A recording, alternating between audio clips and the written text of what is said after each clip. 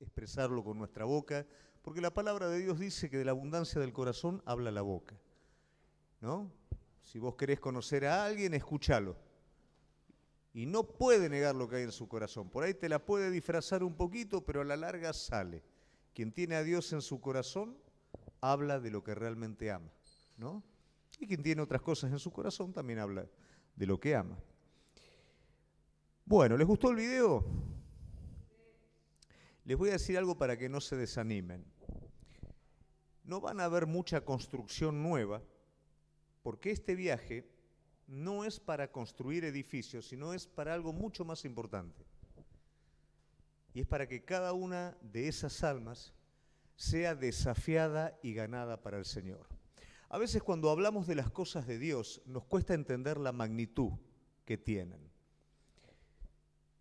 Pensar que cada joven de esos va a ser tocado por el Señor, no porque nosotros seamos algo especial, sino simplemente obedecimos, hacemos lo que Dios nos mandó a hacer y es responsabilidad de Él.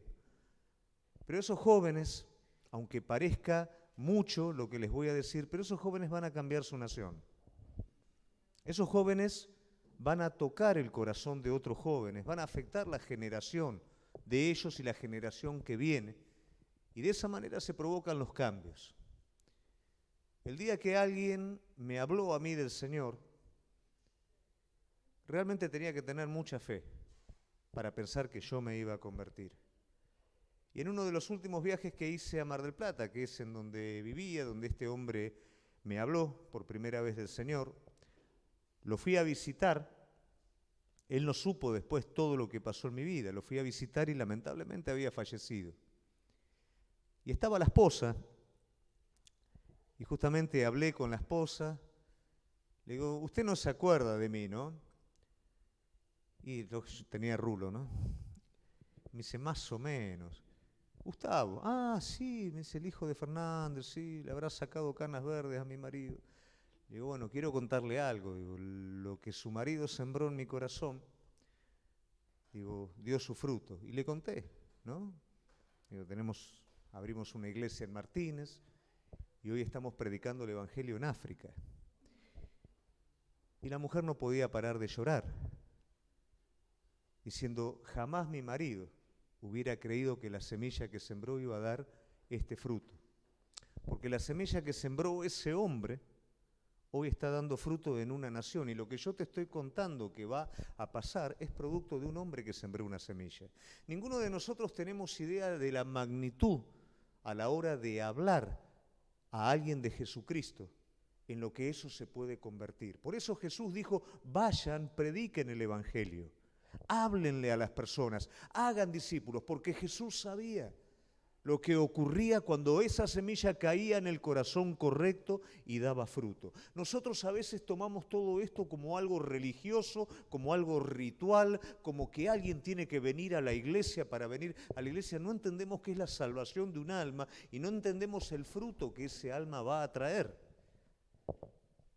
Entonces nosotros vamos no a construir en este viaje ladrillos, sino vamos a edificar almas. Y no vamos a edificar una o dos, vamos a edificar cientos de almas. Usted va a edificar cientos de almas, porque cuando Gaby dice viajamos como iglesia, es la obra que el cuerpo de Cristo va a estar haciendo en otro país, va a cumplir la comisión en otro país. Y lo va a hacer cada uno de ustedes, orando, enviando, ayudando. Aunque nosotros estemos allá y en otros viajes van a estar ustedes allá, es la obra que Dios nos dio para hacer. Entonces, muy importante que todo esto no sea algo que pasa rápido, como los mensajes, ¿no es cierto?, del celular, como los TikTok, como las propagandas, sino que realmente sea algo que pueda estar fijo en nuestro corazón y entender la magnitud de lo que se está haciendo. Aquí, con esas 5 personas que tenés en el celular, de las cuales estás orando y predicando, y allá, con todo lo que vamos a estar haciendo como iglesia en aquel lugar. No vas a recibir videos y fotos de construcción, sino que vas a recibir videos de jóvenes predicando a Cristo, jóvenes renovándose en el Espíritu Santo, jóvenes que van a afectar completamente su nación. ¿Amén? Muy bien. En esta noche vamos a estar hablando acerca de una visión de la gloria de Dios.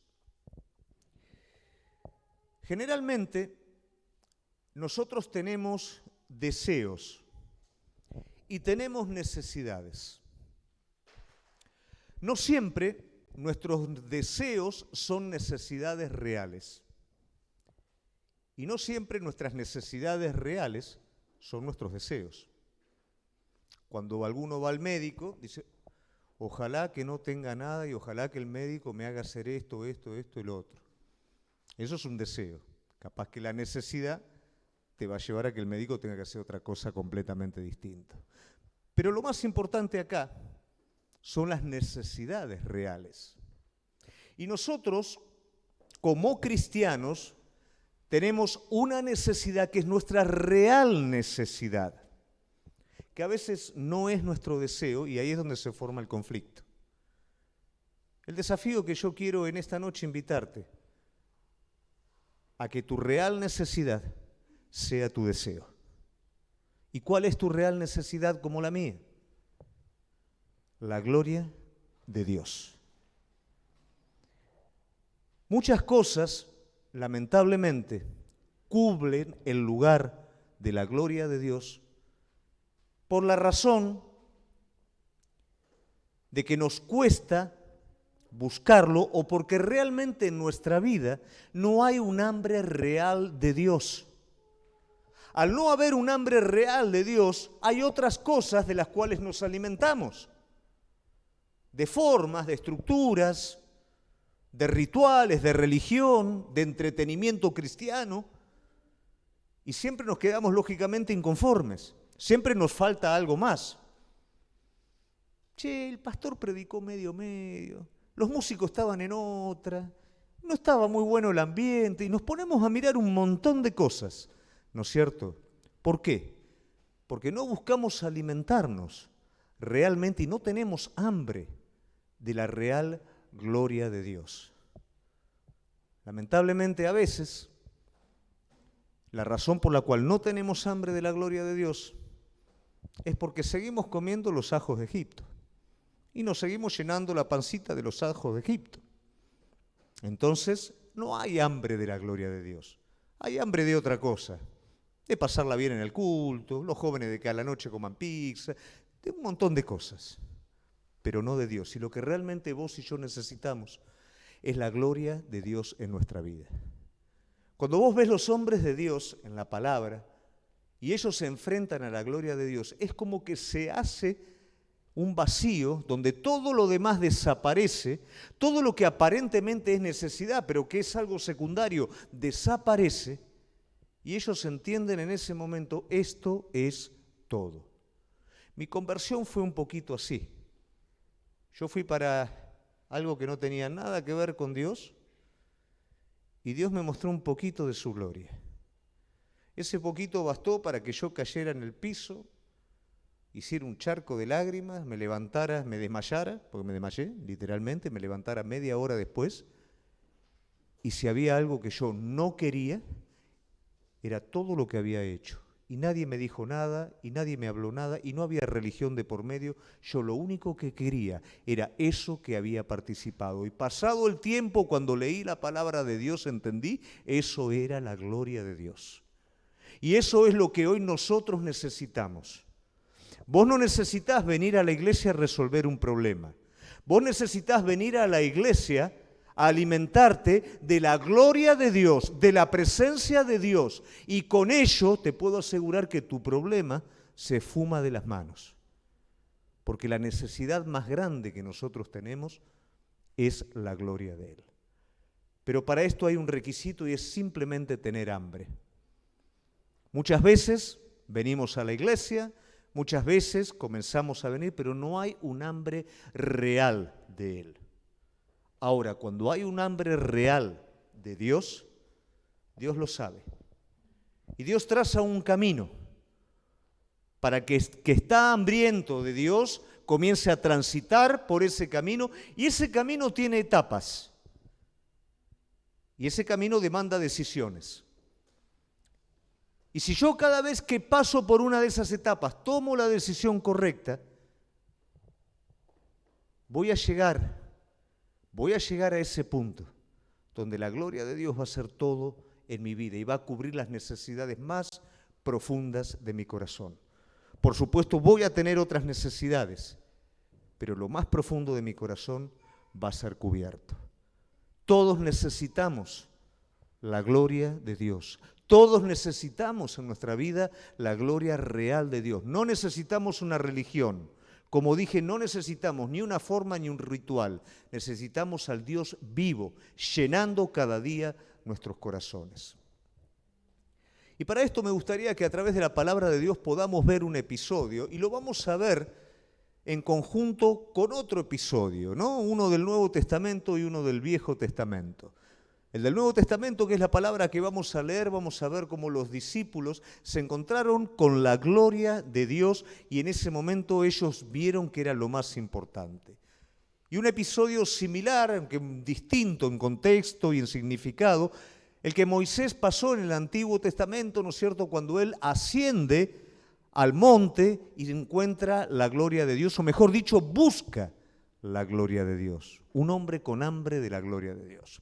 Vamos entonces a la palabra de Dios en Mateo 17, 1 al 8, y vamos a ver un episodio por el cual pasan los discípulos y vamos a estar viendo este camino, el cual Dios interpreta cuando en tu vida hay hambre y por el cual te va a llevar para que la gloria de Dios llene completamente tu vida.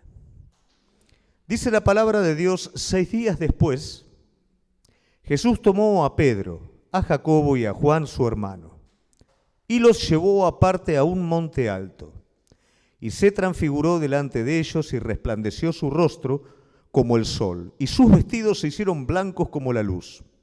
Y aquí les apareció Moisés y Elías hablando con él. Entonces Pedro dijo a Jesús: Señor, bueno es para nosotros que estemos aquí. Si quieres, hagamos aquí 3 enramadas, una para ti, otra para Moisés y otra para Elías.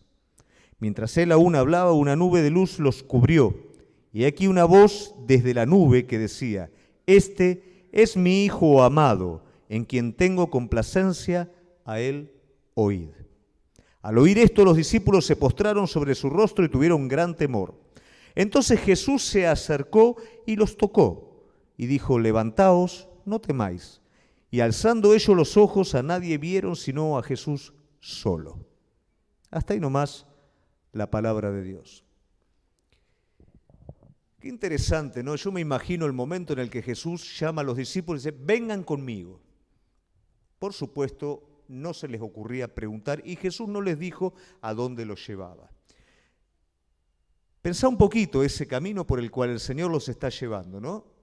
Habían terminado de ministrar, habían terminado de trabajar y los llevan por un camino que ellos no saben a dónde van y ellos tienen un montón de expectativas. Nosotros somos los preferidos, ¿no?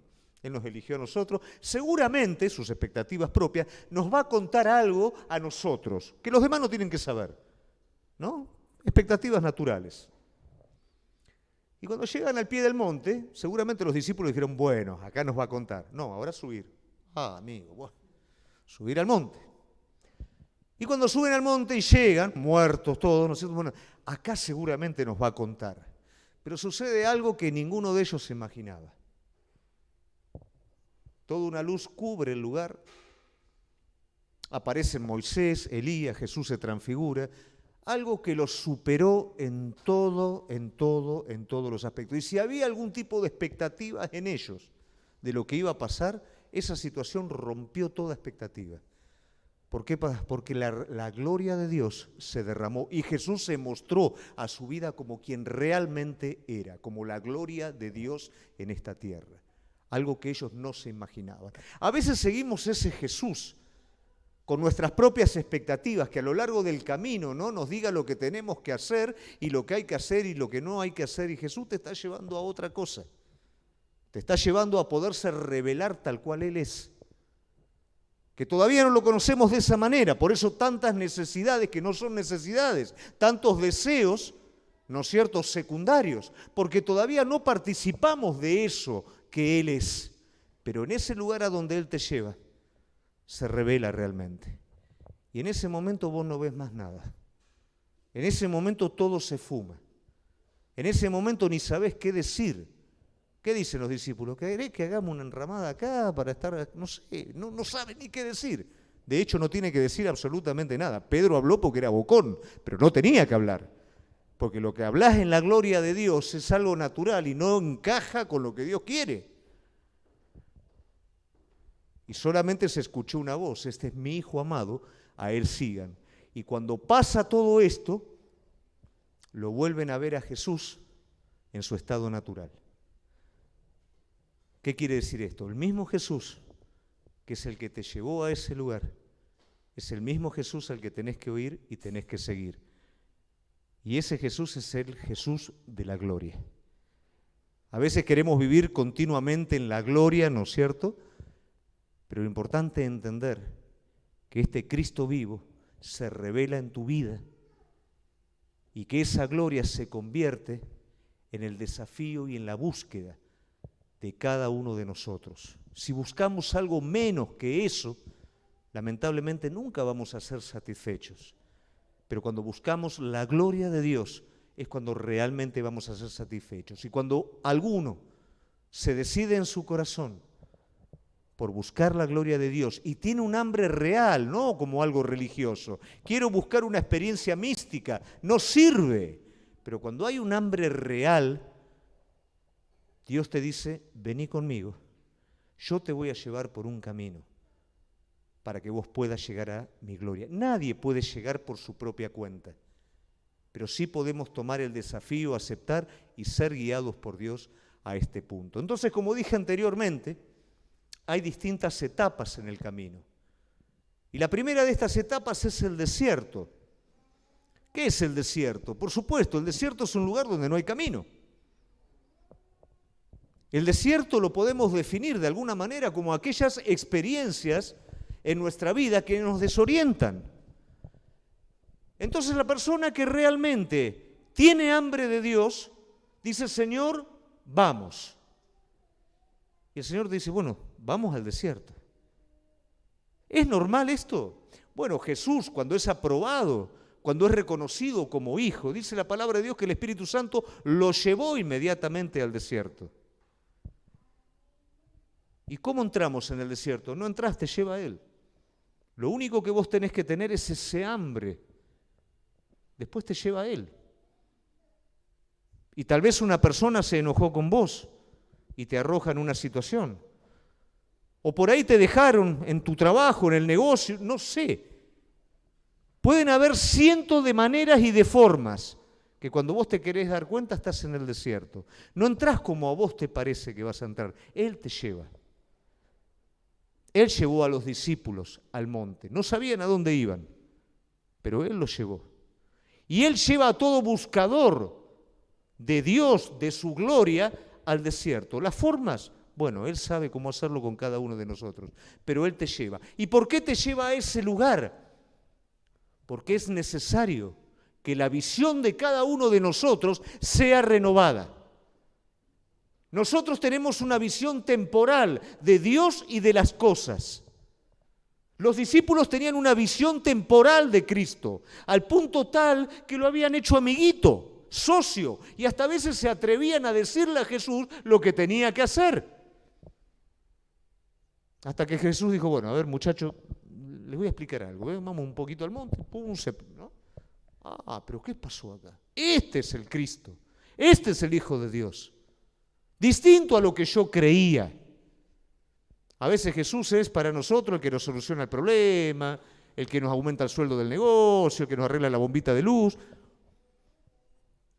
Hay algo muchísimo más grande en todo esto. Pero ¿qué pasa? Es necesario también que nuestra visión cambie de lo temporal a lo divino. La visión temporal está anclada en el pasado. Y el pasado no es real en cuanto a lo que nosotros vemos. El pueblo de Israel tenía una visión anclada en Egipto, en el pasado, y llegó un momento que desearon el pasado, siendo que Dios los liberó del sufrimiento del pasado porque ellos clamaron. por ser libres. Pero ahora resulta que la dificultad presente les hacía naturalmente mirar al pasado. Y el proverbio dice, no digas por qué los tiempos pasados son mejores que los presentes, porque dirás falto de sabiduría.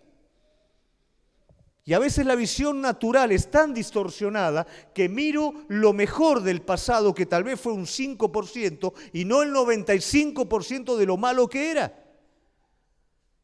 Entonces en el desierto es necesario que esa visión sea cambiada. Es necesaria que sea cambiada la visión no solamente del pasado, también la del presente. Cuando no hay una visión espiritual, el presente se ve como una amenaza cuando se opone a lo que yo espero. Y continuamente el pueblo de Dios pasaba frente a pruebas y esas pruebas tenían un propósito. Pero ellos, en vez de ver un propósito en esas pruebas, lo que veían que era oposición, fastidio. ¿Cuántas veces en nuestra vida decimos, Dios está a mi lado, Dios es todo, pero pasa un momento de dificultad e inmediatamente o dudo de Dios o reniego de Dios o tomo eso fuera de lo que Dios es? ¿Cómo el Dios que me saca de Egipto puede provocar esto? Dios permitió que situaciones ocurrieran porque ellos tenían que ser renovados. Cuando nosotros queremos desde nuestra visión natural ver a Cristo y ver la gloria de Dios, es completamente opuesto porque nuestra visión natural de las cosas fallan. Ya te lo dije anteriormente, falla nuestra visión del pasado, falla nuestra visión del presente y falla nuestra visión del futuro. ¿Qué veía el pueblo de Dios? Que el futuro era trágico. ¿Y qué le dijo el Señor? Yo los voy a introducir en la tierra prometida. ¿Qué decís vos para el futuro muchas veces? Es un desastre lo que va a pasar en mi vida. ¿Y qué dice el Señor? Yo tengo pensamientos de bien y no de mal para con tu vida.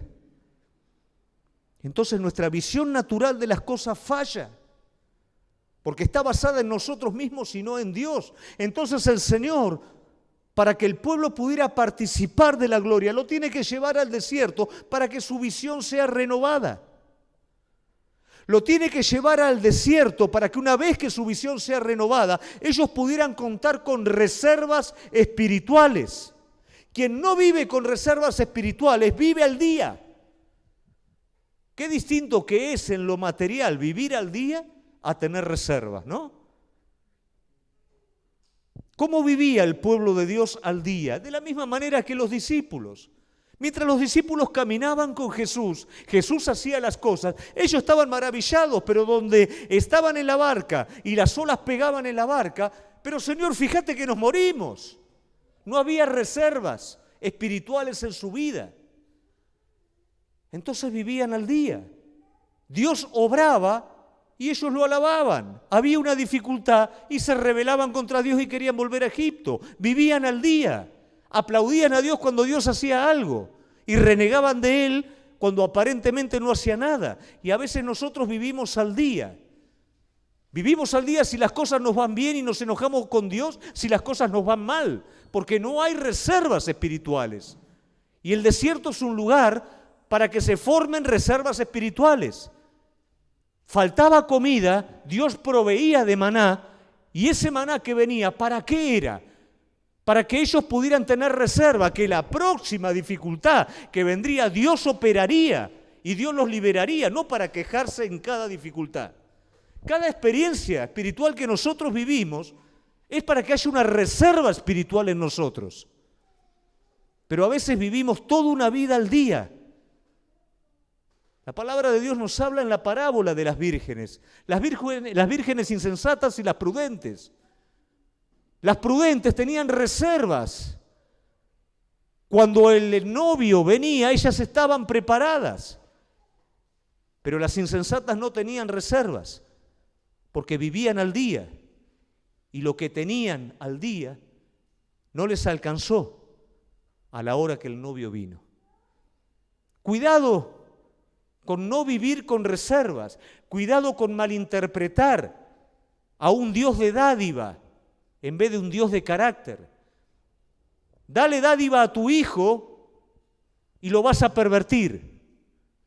Dale carácter a tu hijo y vas a asegurar el futuro de él. Un Dios de amor da carácter a sus hijos. Pero por supuesto que esto no vende, vende más la dádiva. ¿Qué es lo más importante? Que la palabra de Dios la tome como una promesa fácil o la tome como un desafío espiritual para hacer reservas espirituales en mi vida. Cuando Dios te lleva al desierto es para que lo que aprendiste en tu mente lo pongas en práctica, en la experiencia. Cuando la oposición ataca tu vida es para que lo que aprendiste comience a ponerse en funcionamiento y eso cree un carácter espiritual en tu vida. Dios hace reservas espirituales en nuestra vida para enfrentar la oposición de todo lo que viene y todo lo que está. Pero si yo vivo al día, cuando se levanta la oposición, no tengo fuerza para pelear. Inmediatamente me tambaleo y me caigo. Entonces no es que un Dios sádico saca a su pueblo al desierto, un Padre de amor lo va llevando a la gloria para que el pueblo esté preparado, para que el pueblo lo reciba, para que el pueblo no sea débil y ante cualquier dificultad sucumba. ¿Se va entendiendo?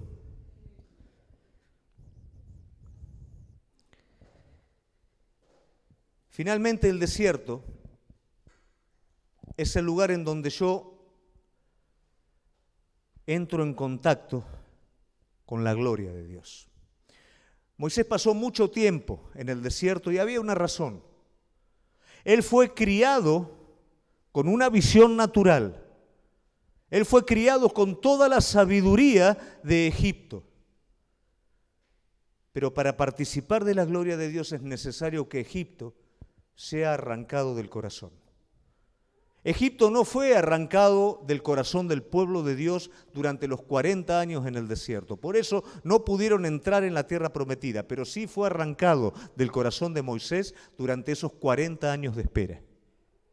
¿Y cuándo fue arrancado? Cuando Moisés tiene una visión, la visión de una zarza ardiendo.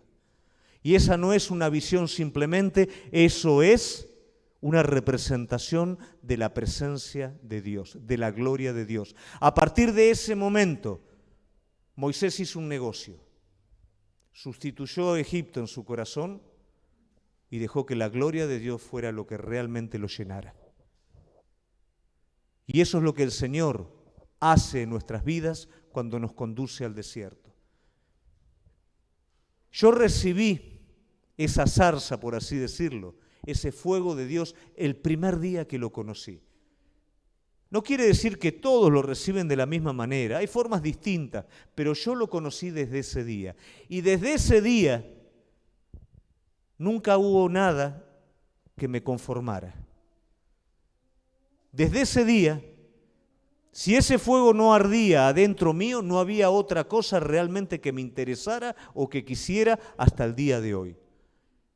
Esa zarza que ardió hizo que Egipto saliera de mi corazón y que todas las cosas a las cuales yo estaba atado salieran en mi corazón, porque entendí que lo único que podía llenar mi vida, lo único que podía dar propósito a mi vida era la gloria de Dios en mi corazón. Esa zarza no solamente se encendió afuera, se encendió adentro del corazón de Moisés.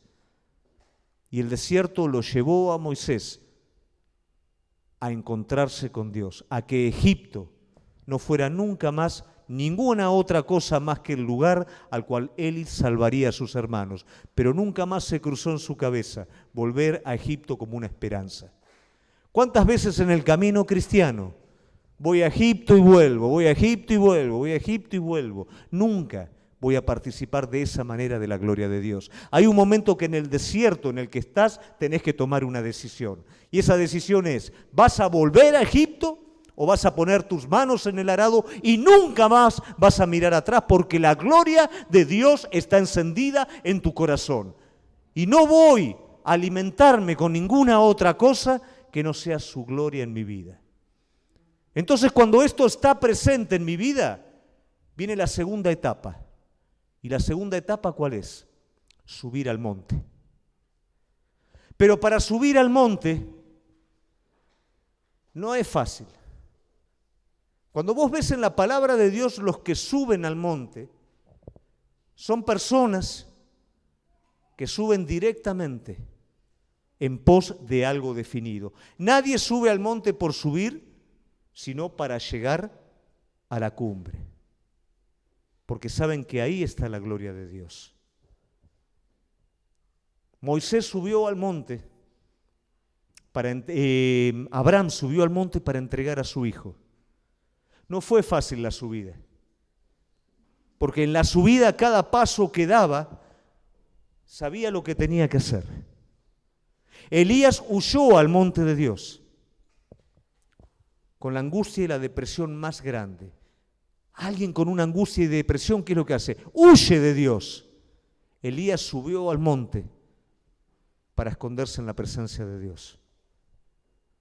Moisés es llamado en este monte para encontrarse con la gloria de Dios.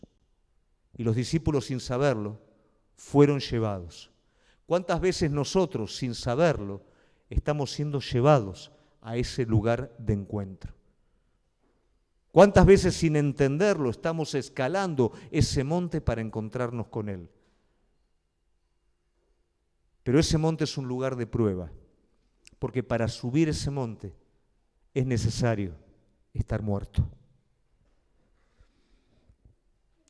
Dice la palabra de Dios, Éxodo 29, 19. Entonces dijeron a Moisés: habla tú con nosotros y escucharemos, pero que no hable Dios con nosotros, no sea que muramos. Muchos no suben el monte porque no quieren morir. Y cuando hablo de morir, no hablo de muerte física. La palabra de Dios me dice: vivos al espíritu y muertos a la carne. Vivos a la vida nueva de Cristo y muertos a la naturaleza vieja de pecado. Vivos a los intereses de lo alto y muertos a los intereses de este mundo. Nadie que está vivo al mundo sube al monte. Sube al monte el que está muerto. Porque el que está vivo tiene miedo de subir al monte y morir. El que está vivo no le interesa la gloria de Dios. Al pueblo de Dios no le interesaba la gloria de Dios. Es más fácil que suba Moisés que echarle con Dios y que después nos cuente. Es más fácil que el hermano pague el precio y después me cuente. Pero ¿por qué no pagás el precio? Y no, yo no. Subir al monte es una prueba. Y a veces yo quiero la gloria sin subir a ningún lado y sin pagar ningún precio. Pero sabés que la zarza ardía en el corazón de Moisés y para Moisés ya no había otro camino, porque en el momento que Moisés dejó que la zarza ardiera en su corazón, ya había muerto a Egipto. El día que la gloria de Dios resplandece en el corazón, no es un mandamiento, no es una costumbre, no es un no toques, no hagas. No quiero nada más de lo otro. Quiero esto. Eso es morir. Morir es decidir por Dios. Morir es darle el primer lugar a Dios. Y nadie que no le da el primer lugar a Dios en su corazón va a subir al monte.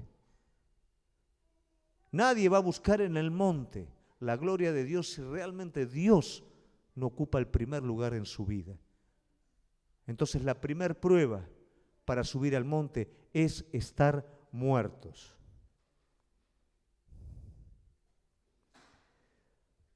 Moisés tiene una prueba subiendo al monte. Y Dios habla con Moisés. Y Dios le dice a Moisés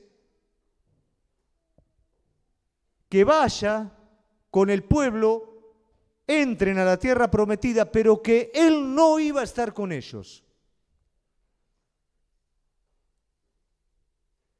Muchas veces cuando subimos al monte, se nos hace pesada la subida, como a los discípulos se les hacía pesada. Y en esa pesadez, aunque ahora todavía no tocamos la gloria de Dios, no llegamos a ese punto, Estamos esperando que algo suceda en el camino para renunciar. Y estamos muchas veces dispuestos a quedarnos con algo inferior que no sea con Él. ¿Cuántas personas le dicen a Dios hasta acá? Con esto nos conformamos. Esto es lo que queremos. ¿Para qué más? Hasta acá está bien. Pero cuando la zarza de Dios arde en tu corazón, no hay nada que te conforme, más que Dios mismo. ¿Cuántos se conforman con la dádiva de Dios? Bueno, y si Dios me deja estar bien hasta acá está bien. Pero esa no es la saciedad de la cual yo te estoy hablando. La saciedad de la cual yo te estoy hablando es Dios mismo y no lo que Dios te puede dar. Qué lindo el regalo de mi papá. ¿Qué padre le gusta que su hijo ame más el regalo que al padre? ¿No te ha pasado cuando tus hijos eran chicos? Que vos todo contento le venías a traer el regalo y venías, te agarraban el regalo y se iban, ni un beso, ni nada. ¿Quién quiere eso? Pero qué lindo que es cuando tu hijo, que vos traes el regalo, se te cuelga al cuello y después agarra el regalo, ¿no? ¿No es igual con Dios? Pero ¿cuántos le manotean a Dios el regalo de la mano y salen corriendo, ¿no? Y se quedan con eso, y les gusta eso. Pero eso no sacía. El que sacía es el papá. ¿Y cuántos se quedan en el camino? Algunos con un ministerio, otros con una dádiva, con una estabilidad económica, con un estar tranquilito sin que nadie lo moleste. Estamos bien ahí, listo. Pero en lo profundo del corazón sabés que hay algo más que no lo estás tocando. Sabés que decidiste hasta ahí. Y tenés que vivir con eso, ¿eh? Yo no quiero vivir con eso. Yo entiendo desde el primer día que lo conocí a Él lo que hay en Él. Y yo no me conformo con ninguna otra cosa. Y yo quiero, iglesia, que no te conformes con ninguna otra cosa, porque si no vas a exigir de Dios, de la iglesia y de los demás lo que no te pueden dar. Pero cuando realmente es Dios el que te conforma, vas a subir al monte, porque vas a haber arrancado Egipto de tu corazón. No te vas a quedar con nada en el camino y no vas a parar hasta que estés ahí arriba. Amén.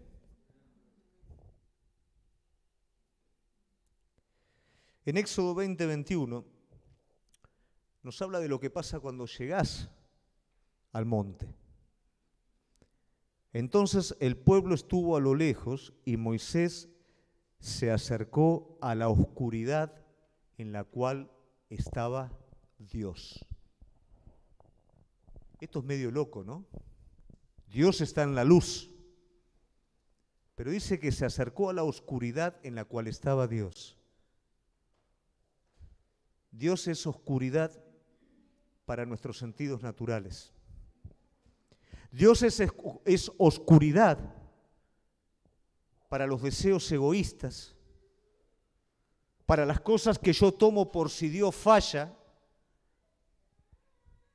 pero es luz cuando realmente yo estoy completamente dispuesto a Él.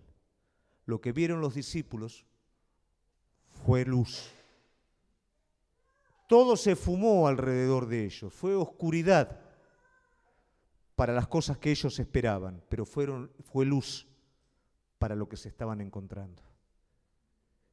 Cuando nos acercamos a Dios pasa lo mismo. Mi cosita, mi deseo, mi forma de hacer, es mi luz natural. Pero cuando me acerco con mi luz natural a la luz de Dios es oscuridad. Pero cuando la luz de Dios se enciende en mi vida, todo se convierte en luz, como el rostro de Moisés cuando bajó.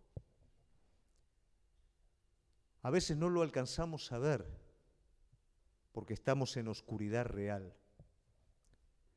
Los ojos de Pablo tuvieron que oscurecerse para ver a Cristo. Y los ojos del ciego tuvieron que abrirse para ver a Cristo. Mientras el ciego estaba con sus ojos cerrados, estaba ciego para lo de alrededor, pero estaba con sus ojos interiores abiertos a Dios. Cuando sus ojos se abrieron, lo vio a Cristo. ¿Qué es oscuridad y qué es luz? Cuando estamos centrados en nosotros mismos, eso es real oscuridad. Pero cuando estamos rendidos a Él, es donde vemos y vemos de verdad, es donde hay luz.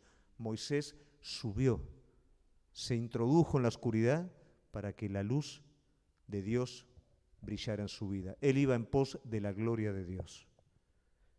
Muchas de las cosas que a nosotros nos parecen oscuridad es luz de Dios.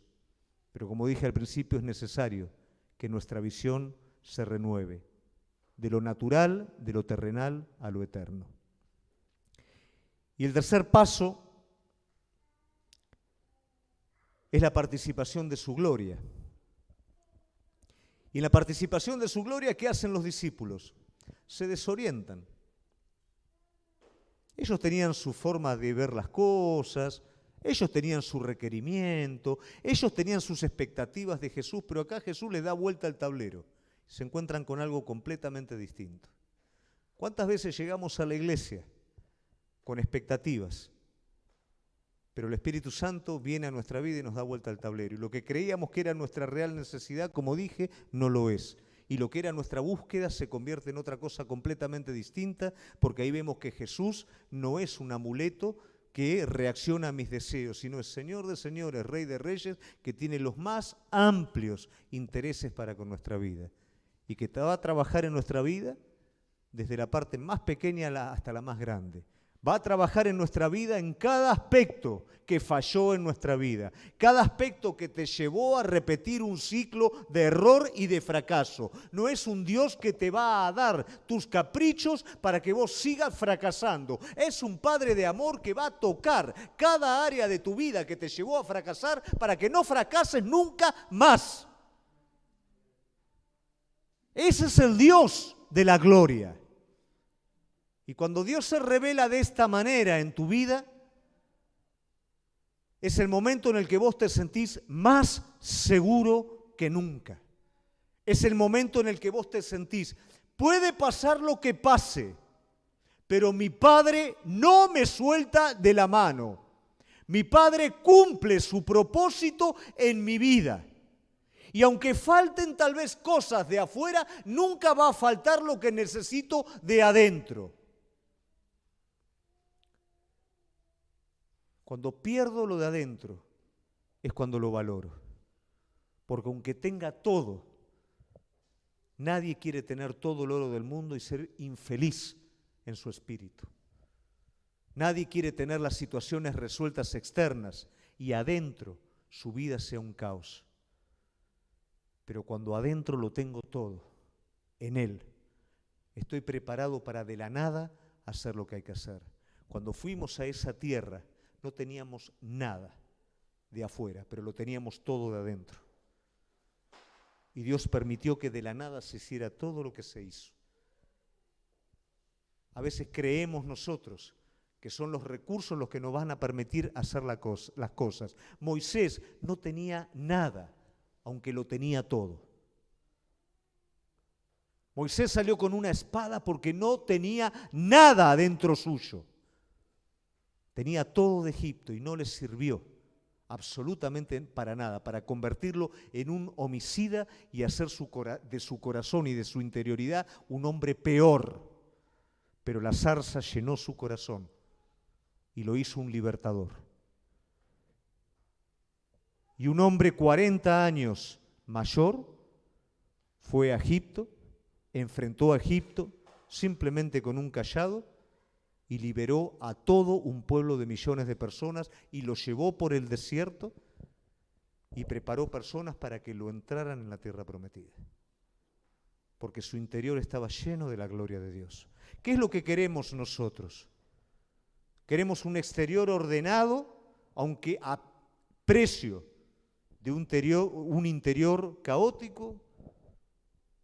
¿O queremos que nuestra vida esté llena y repleta de la gloria de Dios para poder edificar de la manera correcta? ¿Qué es lo que queremos? ¿Cómo queremos ser saciados? ¿Desde afuera o desde adentro? ¿Queremos cosas o queremos su gloria?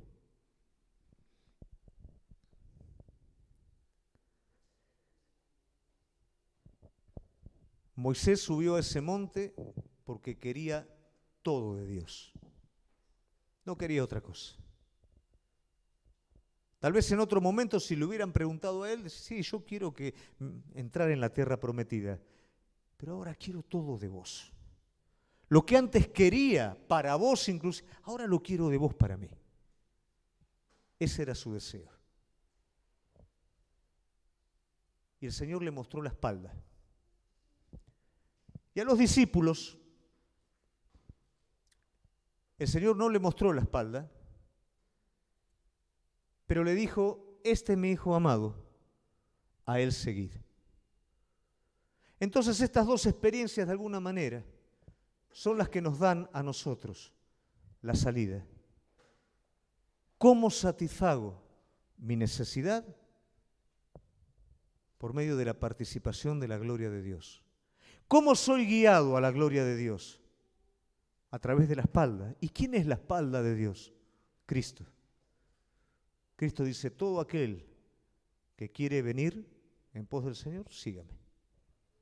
Cristo es la espalda del Señor. Dios dice, este es mi Hijo amado, a Él escúchenlo. Él es la expresión de mi gloria, a Él síganlo. Y a veces nuestra vida se traba de una manera tal que necesitamos pasar por el desierto, subir al monte, entrar en la nube para nuevamente poder encontrarnos con Cristo y seguirlo de la manera que corresponde, porque no lo estábamos siguiendo de esa forma. Por eso estábamos con hambre y por eso estábamos con sed. Pero Jesús dice, todo aquel que a mí viene jamás tendrá hambre y jamás tendrá sed. ¿De qué manera estamos siendo saciados? ¿De qué manera queremos ser saciados? La gloria de Dios está puesta para que cada uno de nosotros recibamos de ella. ¿En qué etapa del camino estás? ¿Estás por el desierto? Entendé lo que está pasando en el desierto. Pronto te vas a encontrar con la zarza. Y en el desierto va a quedar Egipto y la zarza va a quedar en tu corazón. ¿Estás al pie del monte? ¿Te da miedo subir? Tenés que tomar de una vez por todas la decisión. Morí y subí. Todo hombre de Dios que se encontró con lo más grande de Dios tuvo que subir en el monte. Sé uno de los que sube, no de los que se quedan abajo y esperando que otro suba. Y si estás en ese monte, tal vez estás esperando cosas espectaculares.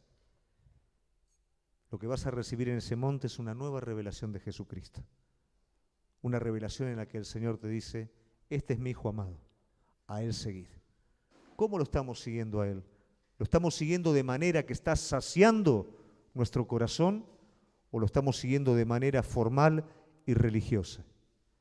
Que realmente en esta noche, si es así, no le echemos la culpa a otros, sino que nosotros podamos estar tomando la decisión correcta, siguiéndolo de verdad. Amén. Nos ponemos de pie.